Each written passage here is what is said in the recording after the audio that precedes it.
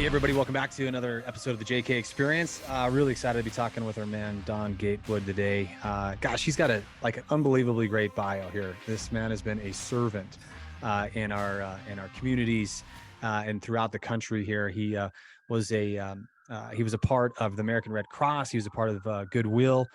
He was in the nonprofit sector for over 21 years, and now he currently runs a company called the Initiative Baltimore. Don, welcome to the show, brother. Thank you so much. I'm super excited to be here. Man, it's going to be great. We're going to talk leadership. We're going to talk about young men and the next generation and how we build leaders. But before we get to that point, I couldn't help but admire and notice the flag behind you. And I'd love for you just to tell the audience of the meaning, the purpose of that, please. Oh, absolutely. So this flag, it's my dad's flag. He actually he served our country. He actually fought in the Korean War. And so this flag represents him. He passed away a few years back. He fought hard. He had prostate cancer, but he was such a proud American. And growing up, I just remember all of the stories that he would tell me about just being a soldier, represent your country and just really prioritizing, where you're from. And so, every day I look at that flag and I think about him. I think about the privilege that it is to be an American, and I just salute him, and I salute all of the soldiers. Absolutely. Well, amen to that. Well, thank you so much for being the son of a veteran that put his life on the line so many times in order for our freedom. So just honored to have you on the show and honored to know that your father fought for us. Thank you. I appreciate that. Well, so your father, you obviously led an amazing life. You have led a great life as a servant as well, too. I mean, in the nonprofit Hmm. sector of our country, that's hard. I mean, you did it for 21 years. Maybe I'd love for you to just kind of share with our audience, like, what was the passion behind doing that? Because that's not easy. Because as smart as you are, as brilliant as you are as a businessman, and the knowledge that you have, you could have easily started a business and gone into the corporate world, been tremendously financially successful, but you chose to serve for so many years. Well, thank you. I appreciate all of those compliments. Really, I do. And yeah, you're right. The nonprofit world is full of servants, of people who have identified an issue or a challenge that our country, our world may face, and they work for overcoming whatever that challenge may be. As for me, I actually started while I was in college. Mm. I started working at a girls' home in Detroit, which is where I'm from, on the west side of Detroit. And I worked with young girls who were between 11 and 18, and they had been removed from their homes for a lot of complicated reasons, right? Their Okay. home life wasn't safe for them. Wow. And so they came into where I worked. And these young girls were brilliant. You have to know, in every way, beautiful in every way, and talented in every way you can imagine. They were dealt a hand that maybe wasn't as ideal as maybe others of us have been dealt, right? And Mhm. so they found themselves in this situation, and I had the responsibility of helping create a stable environment that would allow them to grow, to develop, and to learn. That sounds a lot easier than what it really is, because these young girls have been removed from their homes, from their families that they love, right? And so that was a very eye-opening moment for me at the tender age of 19, 20, I believe I was. And I was going into adulthood, obviously, but I realized that there were so many people similar to those young girls that were amazing, and really the sky was the limit, but had some type of barrier. And just imagine if you could provide some resource or some tool that could help the person overcome that barrier so that they continue to go down their path that they were destined to go down. And so that was a powerful moment for me. And I said, you know what? I think I'm going to continue to work in this space. And at first it wasn't like a passion. Like I didn't see it like I'll be doing it for the next 25 years or something, but it just kind of all worked out. I went to another organization where I focused on communications, which is what my degree is in, my undergrad degree, but I still was working for a civil and human rights organization who had a mission to educate in different areas, Yeah. and to give people the things that they need so that they can have stable homes for their families. We focus on engineering and machinist training and things of that nature. And so I just found my way in a particular track that I enjoyed, and I found myself making a huge impact. So here you are 20 years later, I'm just as energized. I'm in a different capacity because now I'm in Washington, D.C., but Yeah. the energy and the excitement is just the same. I love how you phrased that entire beginning there. One is it was you were helping these girls that did unfortunately have a certain card dealt to them, right? But you're looking at it as you're not the victim, you can be the victor in this. And then also, I loved how you also saw the true, authentic sides of these women, as Lisa, how you articulating it about these are beautiful women that have tremendous talent and they have all of these opportunities, even though it might seem like to a certain point, I'm sure for them, they were given a really short hand. And so I just think that your outlook is amazing and absolutely inspirational as you continue to pursue this passion of yours, right? Mhm, Maybe even this burden to a certain point. mhm, I love how Andy Stanley talks about, when you know your passion, it's mhm. because you understand the burden that you feel. And so I got to imagine, like, as you continue to serve in these capacities, you start to discover a burden in your life. And I'd love for you to maybe just share with that a little bit more, if you don't mind, of why you continue to go down these roads of servanthood in that aspect. Right. Yeah. Shout out to Andy Stanley. I do certainly appreciate him. And I'll just say that for me, I am just super excited because in my mind, I just believe that we all have a lot of potential. Mhm. And I believe that somewhere along the road, whether it's in childhood, whether it's an influence, whether it's education, whether it's whatever that occurs in life, a person may find themselves not on the best possible track or the best possible road. And Yeah. as a result, that can lead you to a path that maybe isn't the best and it isn't ideal in a number of ways. Yeah. And so for me, I just think that we all on our own level have an opportunity to influence someone. I'm a nonprofit, leader, and I've been able to operate in various, ways, but that's not the reality for everyone. Some people just are able to inspire a nephew or a child that's theirs in a way that can just get them closer to being on a more healthy and stronger path. So I think we all, in our own way, can have a meaningful impact on people. For me, at this point in my life, though, I really think about just the economic future Mhm. and just how important economics are, regardless of your passion, whether you're an educator, a doctor, a policeman, whatever you do. Economics, it matters because it determines the stability of your family. And so now I've focused a lot of energy on professional development and leadership. I've worked in workforce for, gosh, most of my professional career. Yeah. I've worked with people who were coming out of prison. I've worked with people who were living with homelessness, Mhm. people who were older Americans, 55 and above, all having some type of barrier toward employment. And my job has been to help them not only develop the confidence, because the confidence is number one, okay?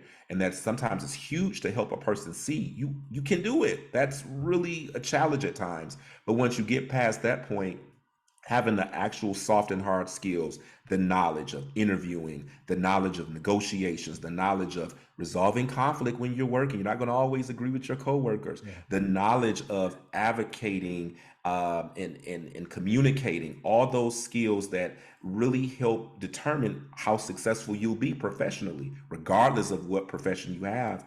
And so that has been my area over the past 20 years, and it's something that I think continues to be a big need in our communities, especially like now we're in this technology age.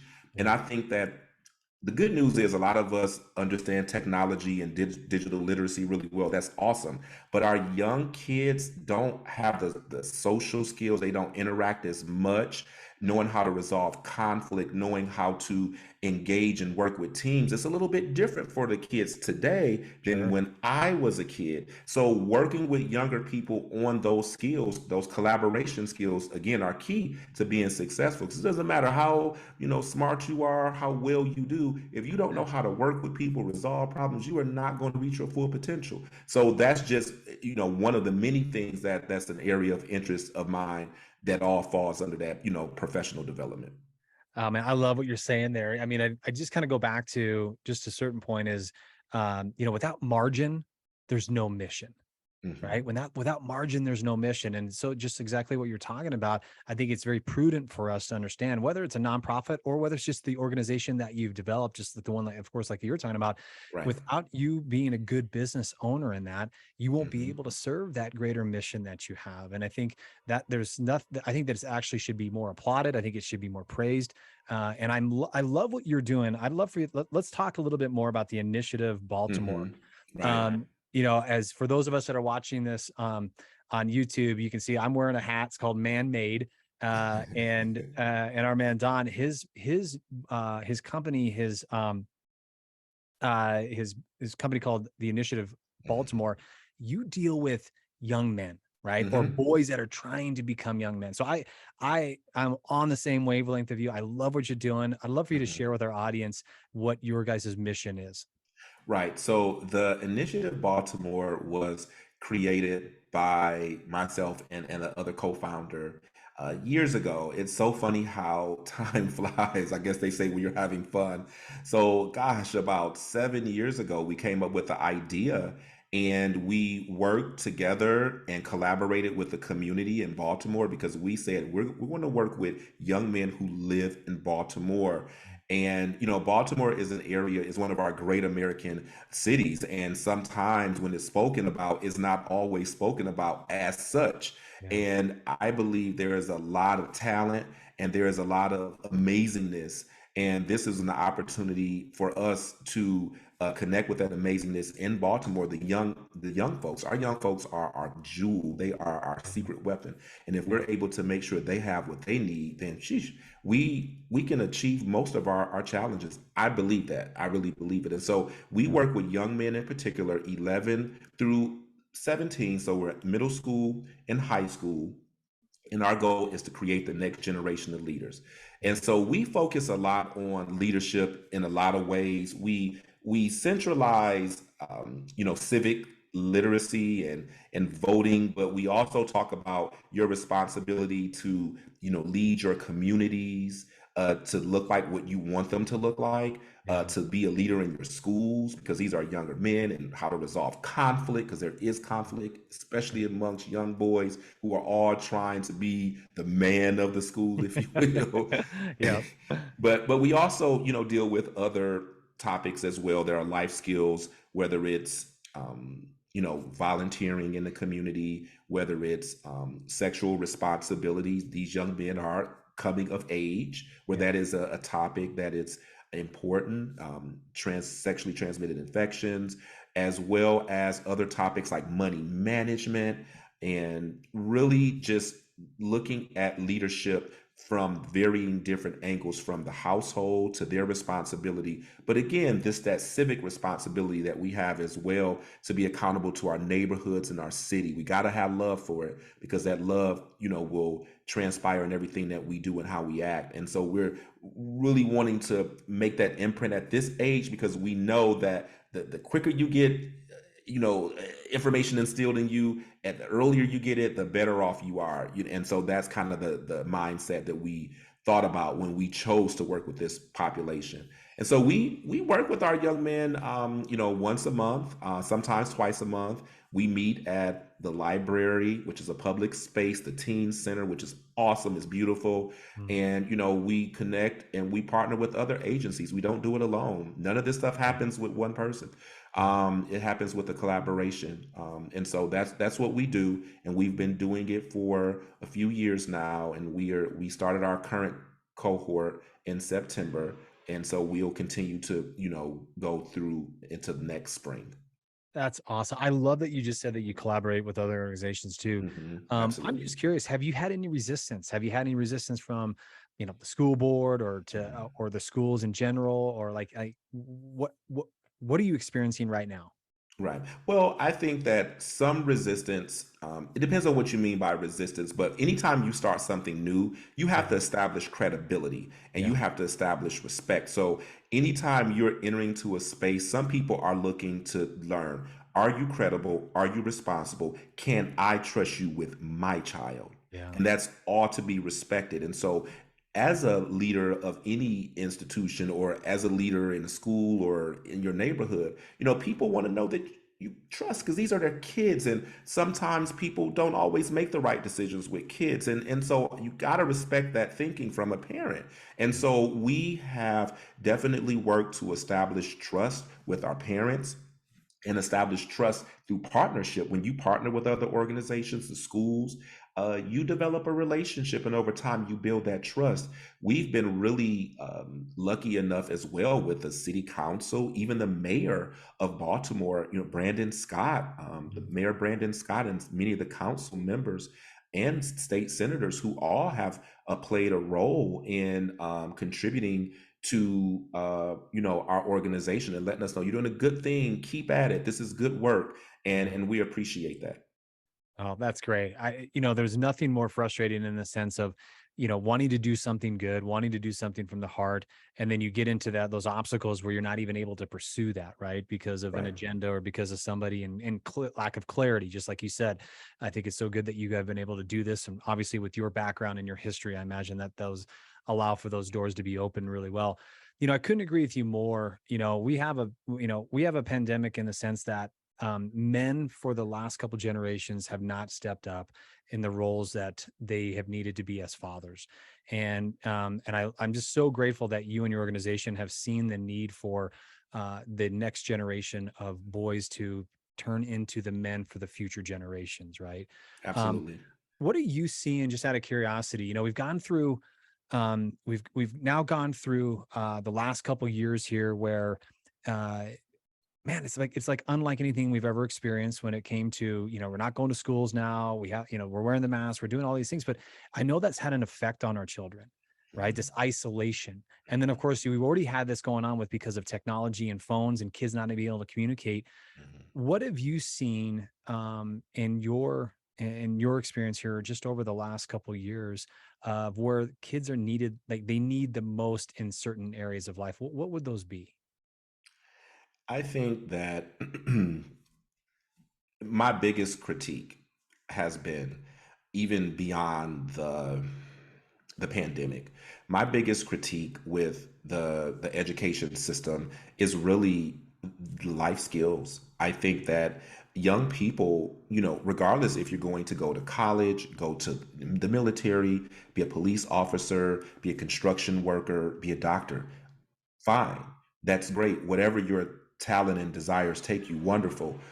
At the same time, life skills, how to manage finances, how to resolve, conflict, how to be a strong, citizen, how to communicate effectively, those skills I think aren't always prioritized as much. How to exist in the world as a human who no longer has a parent or Yeah. a teacher in front of you.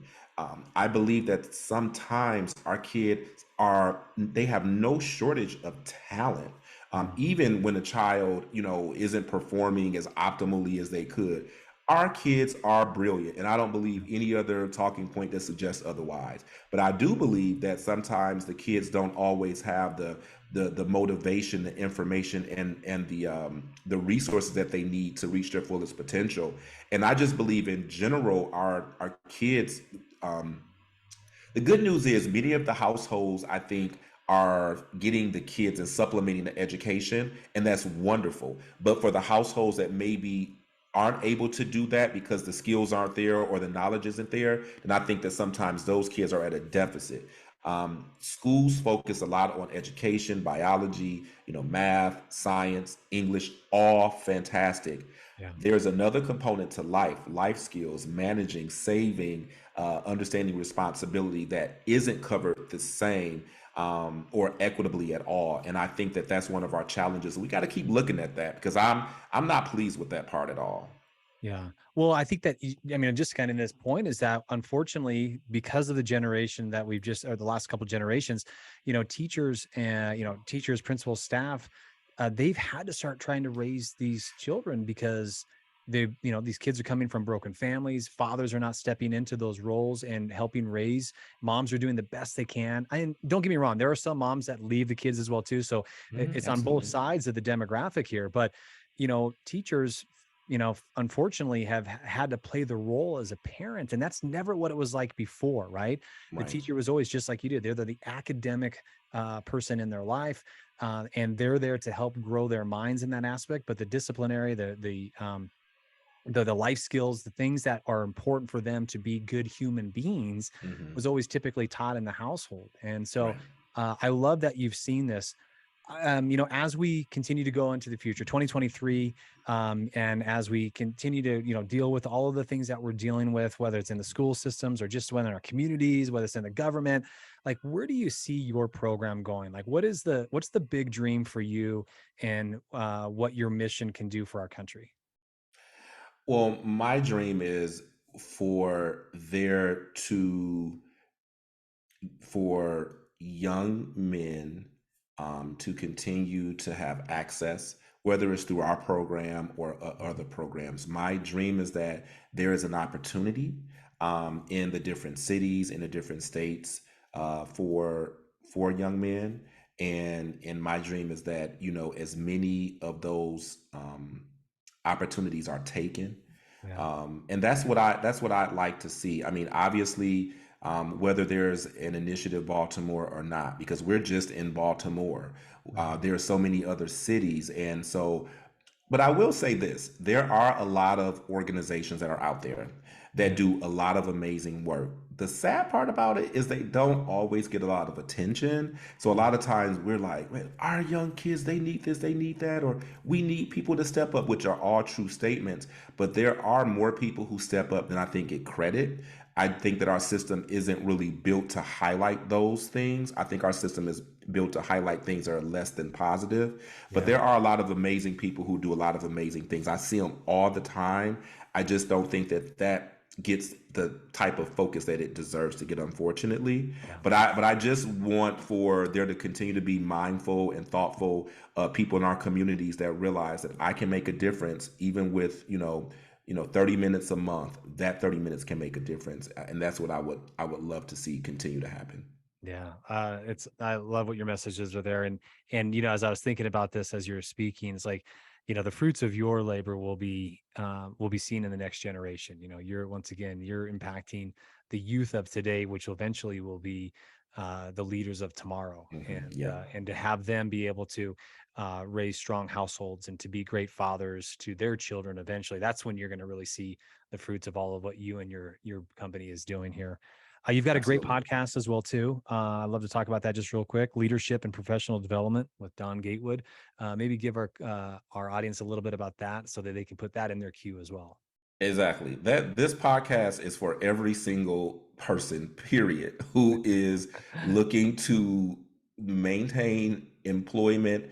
And while you're at it, if you're going to work, you might as well be successful and get promotions and make more money.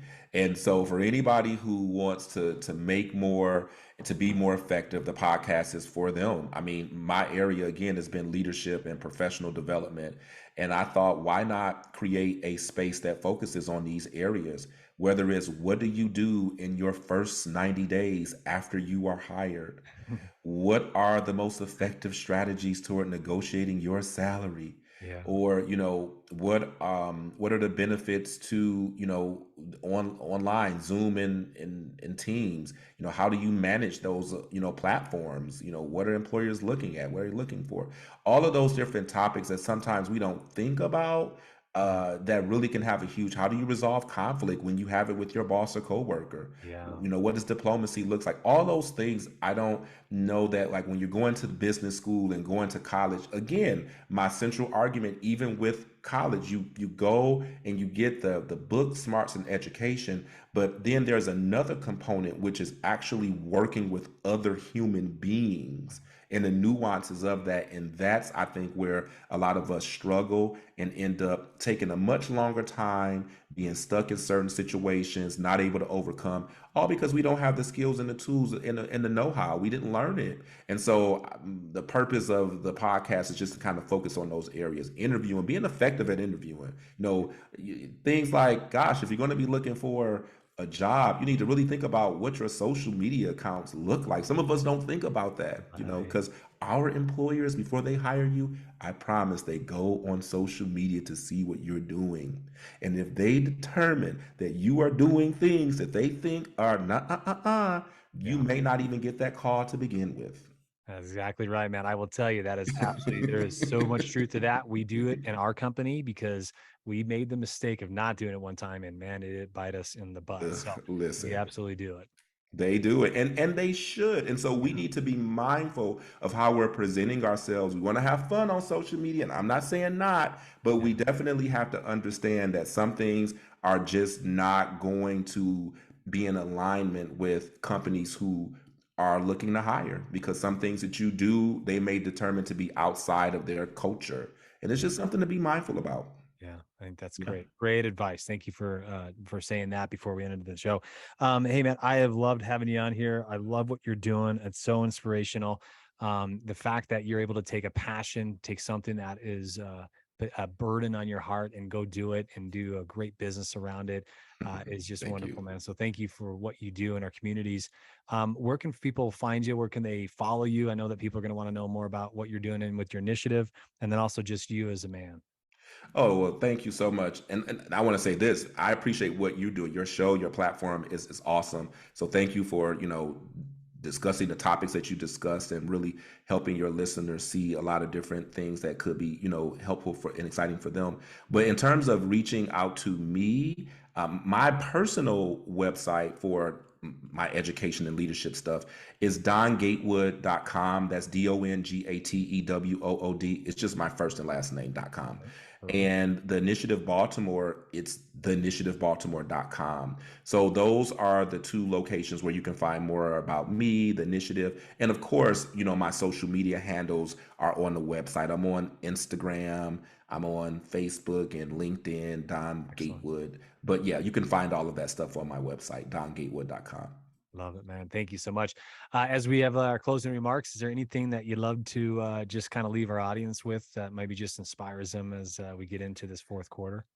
Absolutely. We are closing in at the end of this year. I know we're going to Thanksgiving and we're going into Christmas, and then voila, we will be in the new year. And for many of us, we're always looking to, reprioritize our lives and get things on track that maybe we weren't able to before. And this is no greater time to think about what your goals are, professional, financially. Start thinking about those goals and start thinking about the steps that you need to take in order to achieve your goal. I believe that every single one of us can achieve our fullest potential as long as we put a plan in place. And this is a wonderful time to start thinking about it and start writing it down and start putting a plan in place.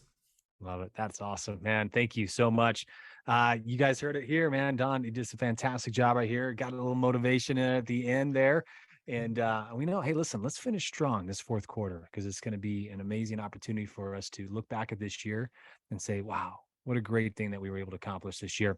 You Amen. guys know the price of admission of this podcast is absolutely free, but all you have to do is share this. There's somebody out here that needs to hear this message of inspiration from Don, and we would just love it if you'd actually shared it with everybody. Other than that, absolutely love you. Have a fantastic rest of your day, and we'll talk to you soon.